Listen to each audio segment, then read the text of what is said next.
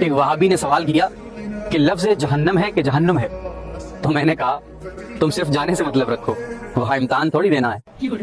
میں بھی آپ کو ایک کہانی سنانا چاہتا ہوں کہ ایک مرتبہ دو دوست تھے، ایک تھا دیوبندی، دوسرا تھا بریلوی جب بھی میلاد النبی بناتا تو دیوبندی کہتا کہ اللہ تعالیٰ نے میلاد النبی بنانے کا حکم نہیں دیا اور نہ ہی آقا صلی اللہ علیہ وسلم نے اس کے بارے میں بتایا۔ بریلوی کہتا بے شک اللہ تعالیٰ نے اور آقا صلی اللہ علیہ وسلم نے اس کے بارے میں نہیں بتایا، لیکن بنانے سے روکا تو نہیں۔ 12ویں پہ بھی یہی حال ہوتا اور 40ویں پہ بھی یہی حال ہوتا۔ آخرکار دونوں کا انتقال ہوا۔ اللہ تعالیٰ نے ان دونوں کا فیصلہ کیا کہ جاؤ جنت میں چلے جاؤ۔ دونوں پلسرات کے راستے سے جانے لگے۔